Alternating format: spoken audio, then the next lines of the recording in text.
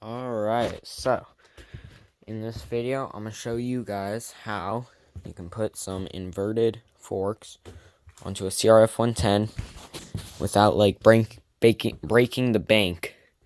So these forks costed me about $200, and then obviously if you have a bike, so this is a 2018, and I don't know if it's going to work on the 19 and up models, but it works on the 2013 to 2018 CRF110s. So these are inverted forks. I'll just tell you guys real quick what we're going to do here. So we're going to put new clamps on, bar risers, and some other parts. And then for the back, so that it's not just like squatted, I have custom shock brackets made out of just some steel, some heavy duty steel that we're going to throw on, and they're going to space it out, and you'll see how it drops the swing arm.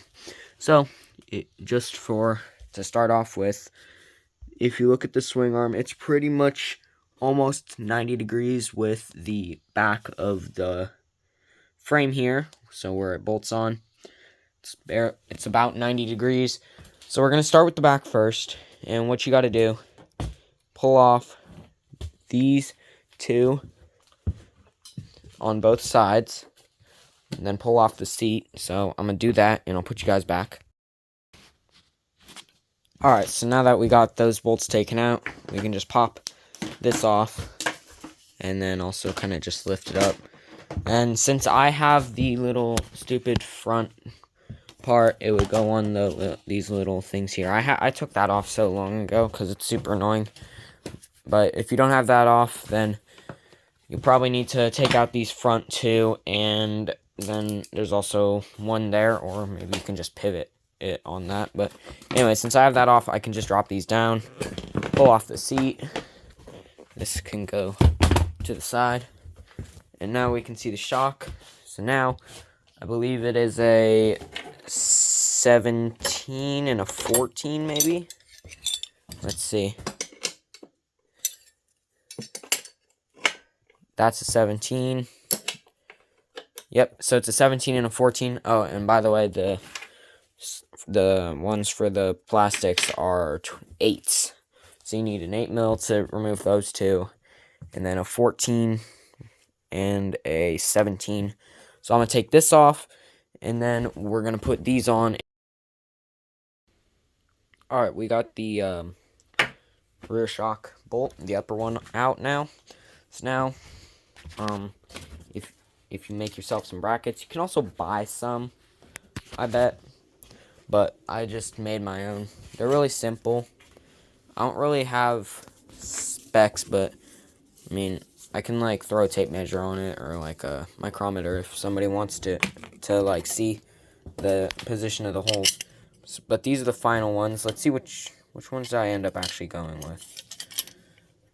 Alright, I think I ended up going with that upper hole, and I think if I remember correctly, they go on like that. So let me pull this nut off real quick. Alright, so I just have like a variety of spacers on there because it's like not quite the right length. Ideally, go on to like Honda, or get like one of the bolt kits where it actually has the exact same bolt that they use for the rear shock. I just used a random one, but let's see. Alright, yeah, so it's gonna go on like that. So I'm just gonna take this and put one side in like that. And I kind of need 2 hands for this. Alright, hold on. Alright.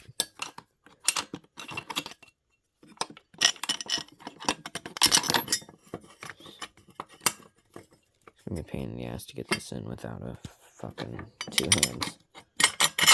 Alright, there we go. So I'm gonna just get this bolt. Boom. Grab the other plate. Figure out which way. Alright, it goes on like that. Alright. Not.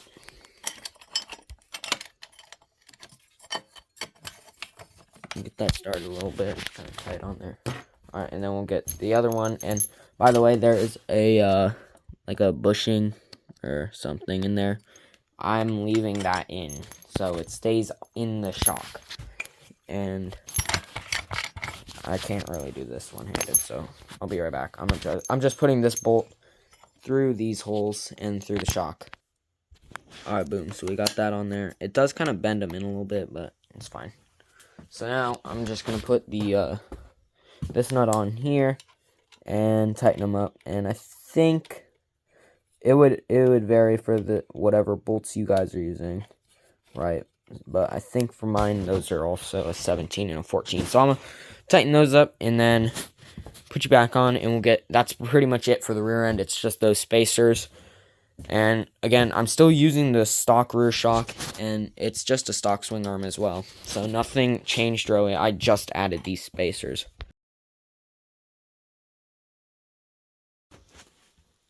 Alright, so I got those rear shock mounts in. You can't really see them anymore, but they are in there.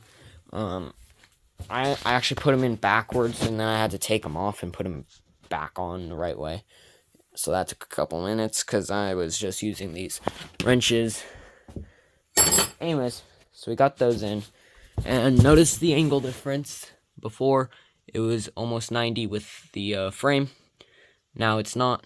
And also, the chain is pretty loose, but you need it this loose because otherwise it stretches out and pulls too much when the swing arm is straight. So that's how loose I had it. And then it was like pretty tight when before, like I didn't loosen it or tighten it at all or loosen it at all since taking the swing arm and dropping it. So that's kind of how loose you need it. But as far as the forks, I haven't really talked much about these, and this is probably why everybody's come. 29-inch inverted forks, they're off Amazon. So some stuff that you should know about these that I figured out once I got them. It's a 15 millimeter diameter hole here, so you need a 15 millimeter axle. I bought a 12, and I've just been using a 12. It's fine, whatever, for now. And then you need a 15 millimeter diameter axle hole in a disc brake front rim, which you can also buy off Amazon. I had one, but it was a 12, so I sent it back. I'm going to get the 15 with a 15 axle. And as far as the axle length, it needs to be 220 millimeters at least.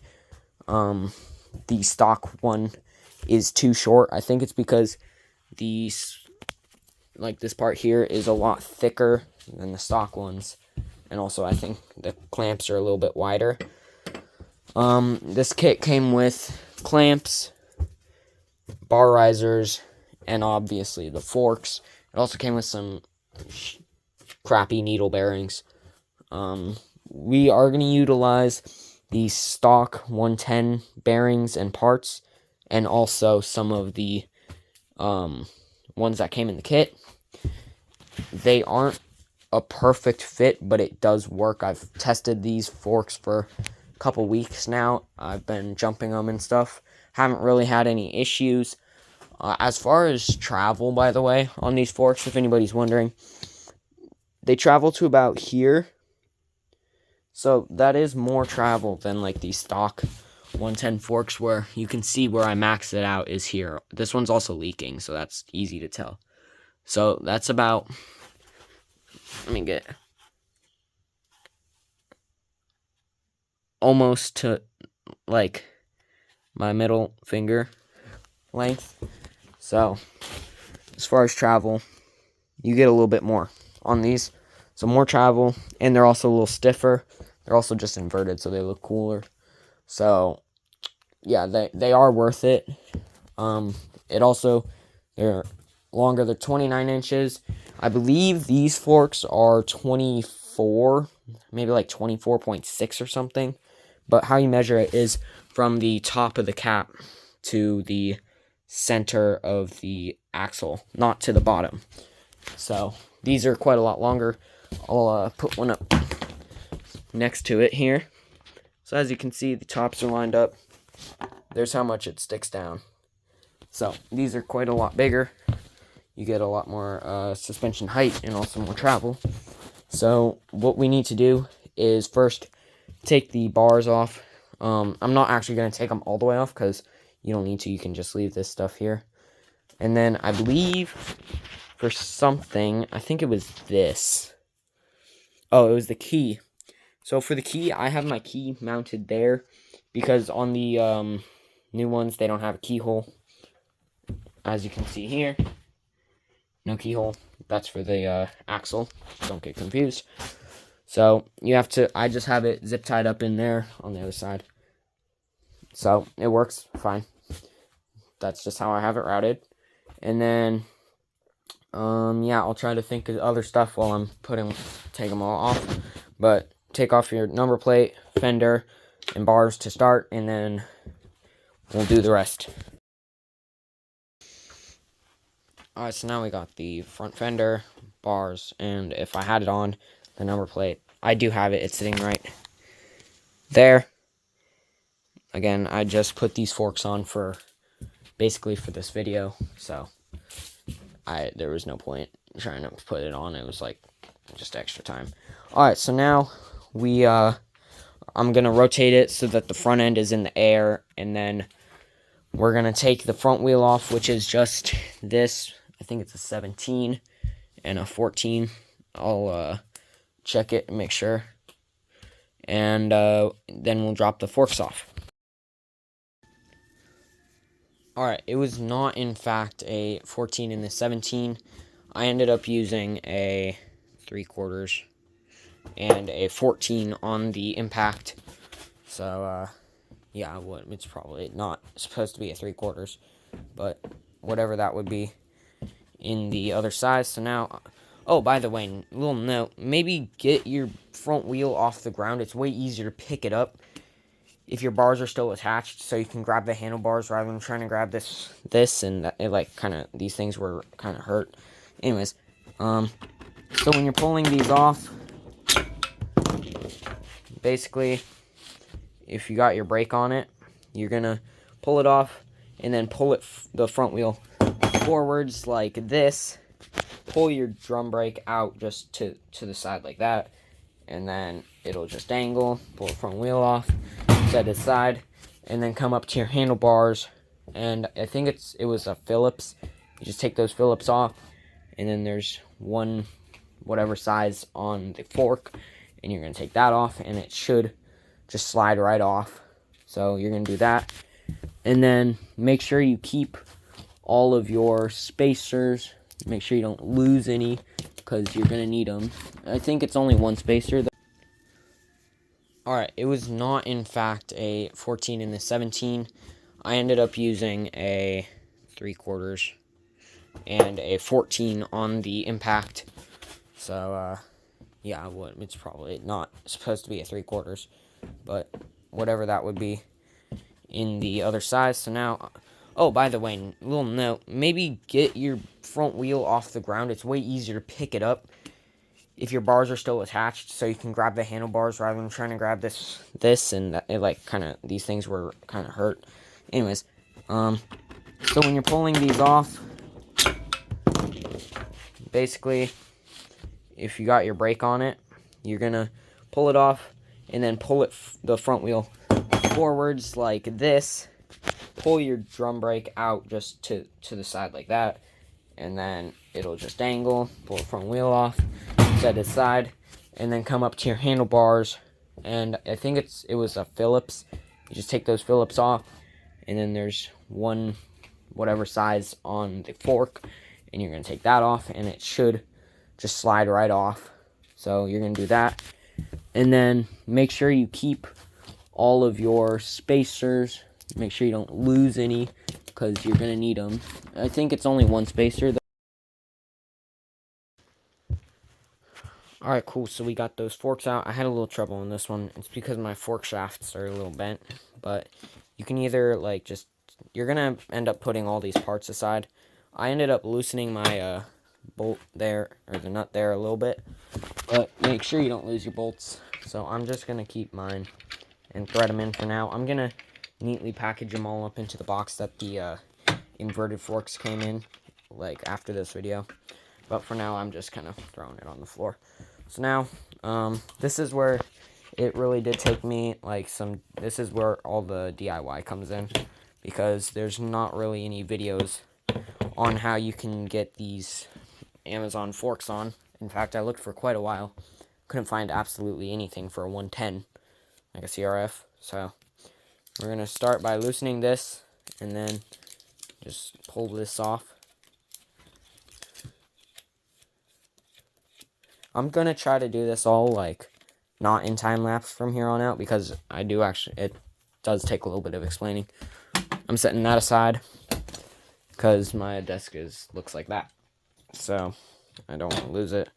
We're going to pull the clamp off. We're not reusing that. We're not going to reuse this, so it might be tight. You can hit it with a screwdriver, flathead on there, hit it with a hammer lightly. You don't need to slam on it unless it's like stuck.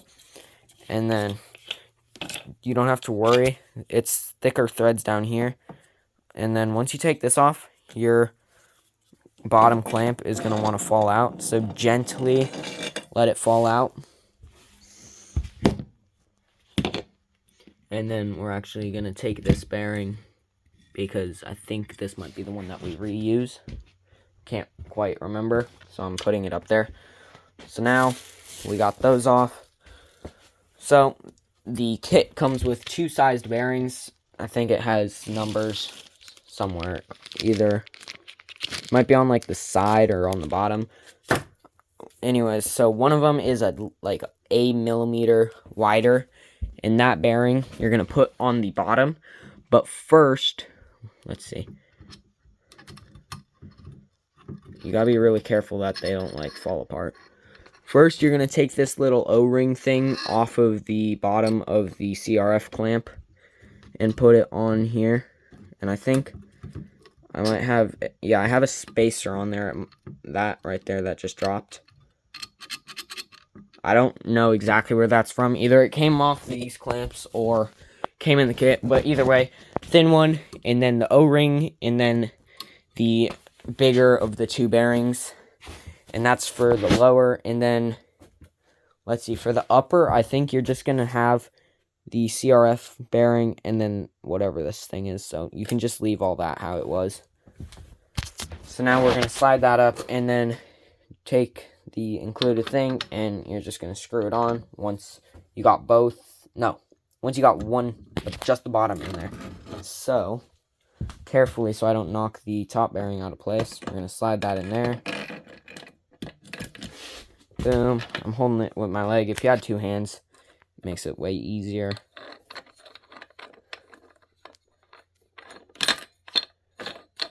Screw this on.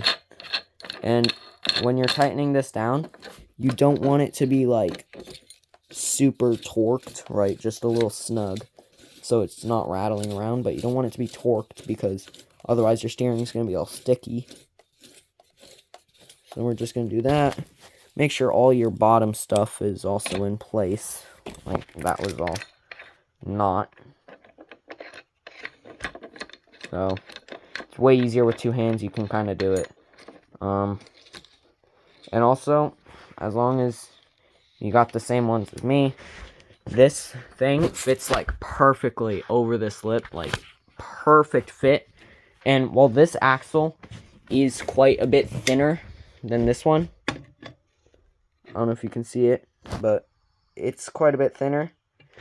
It will fit, because the contacts and the bearings holds the top in place, holds the bottom in place, so it won't rattle around, because the bearings are the same size.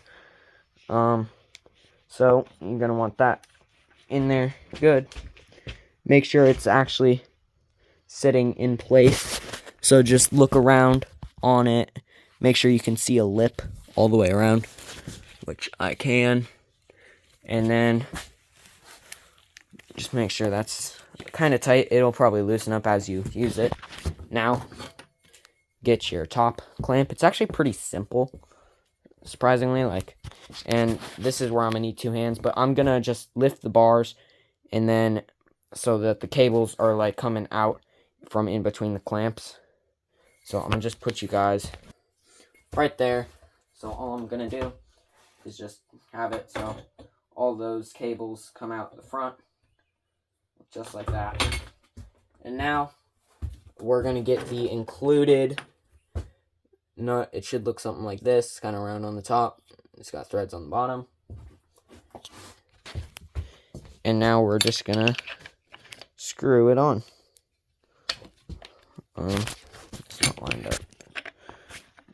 Give me a second. Alright, here we go. So, we don't want it to be tight because we need this to move around for the forks a little bit. It's probably going to be easier to put your bar risers on now. So, I'm just going to take these nuts off and I'll be right back. Alright, I think I'm going to need 2 hands for this, but basically, your bar riser bolts through the thin part, and then we're going to slide the thicker part under the bar. So, thin part, I'm going to just set it on the seat. Thicker part under the bar. Make sure you don't got no cables wrapped around. Thin part over, get those bolts through, and then there's 4 holes. I'll show you in just a second. And you just get them through those for now, and then do the other side. So, you can see there's 2 holes on both sides. So, yeah. Alright, I'm going to do the other side real quick. So, these, boom, get these bolts through, and like that, drop those, and then, just 4 nuts, and you're going to thread them onto. Alright, now for getting your bars in place, I found that, especially with these ones where there's nuts rather than just like screwing straight into the clamps like these, I found it is easiest to tighten the back ones up more, like tighten those up all the way basically. But you don't want them squished all the way down because they're supposed to kind of be even. But it's easier to adjust them if you have the back ones tightened and then the front ones loose. I actually need to loosen these up real quick, so I'm gonna do that, and then I'll show you guys how I have my bars positioned. Alright, so how I have the bars right now, pretty much almost straight up and down, and then I made sure I got them centered. I don't remember how I had them exactly before, so if I don't like them, I might adjust them, but straight up and down on the, like with these, or tilted forwards. I will never have them tilted backwards. That just feels weird. So now we got the bars on, which we could have done without the forks, or with the forks on, but it's easier to get at these nuts with the forks off. But it's important to leave this loose, because then you can use it to make sure you got a good line with the forks. So now we're just going to slide the forks up, and then there's a bigger one. There's a single big one here, and then 2 little ones here. So you can see the size difference. I'm going to use a little bit of this grease. Actually, I think I might still have a little bit in there from when I put them on last time, just to keep them from getting like scratched up and stuff. And then to make sure that they don't get scratched as well, I'm going to use a screwdriver, and if I have to, I can just pry the clamps open a little bit where I need to open them up, since they kind of form into being in a more closed position. So I'm going to slide these forks up, and I'll get you guys back.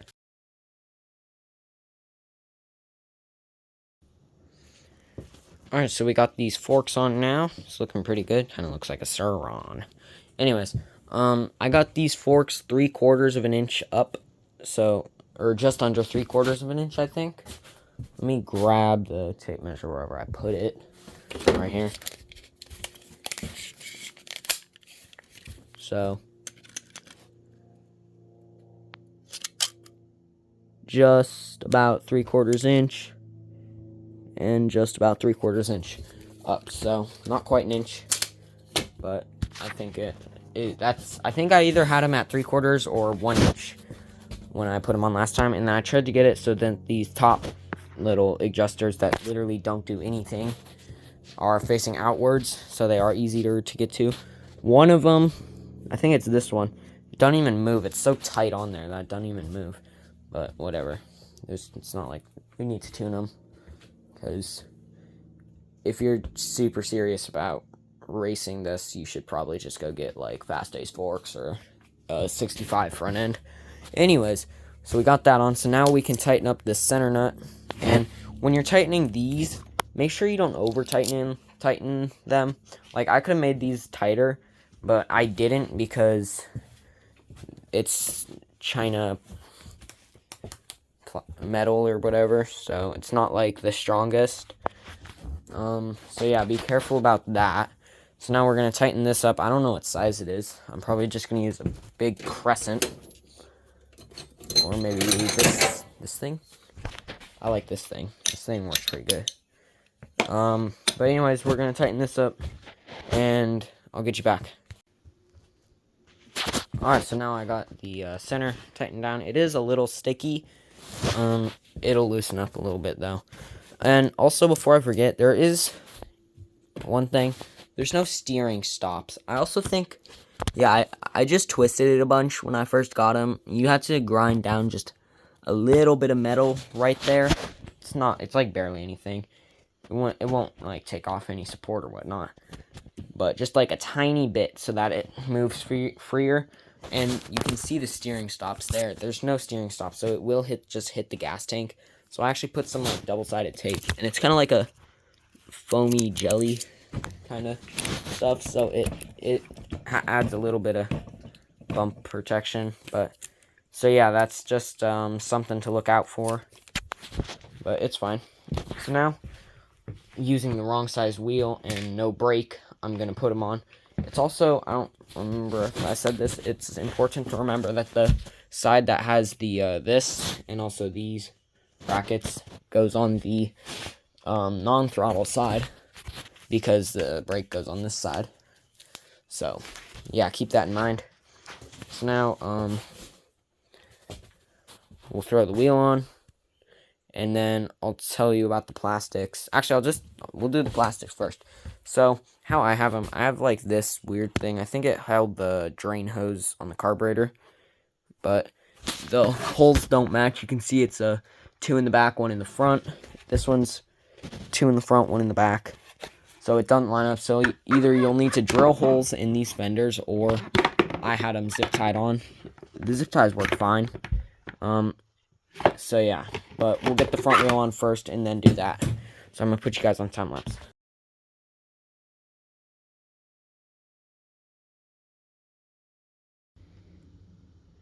Alright, so to just get these fenders temporarily mounted up as well, all I did was just a little wrap of tape around. I kind of ran out halfway, but I would have, like, I had it before go all the way around, like, wrap around twice. So this will probably fall off. And then for the fender, I got one zip tie, starts here, so it's like a nice 90 on that 90 degree, and it goes through and in between, and then through the hole and out the front. So that holds it in place pretty good. So now you can see, I think that is it. We got the bike mounted, and then, oh yeah, the kickstand. Kickstand does not work anymore, so you can go ahead and just take that off. It also hits on the swing arm a little bit. So I'm gonna just take that off real quick.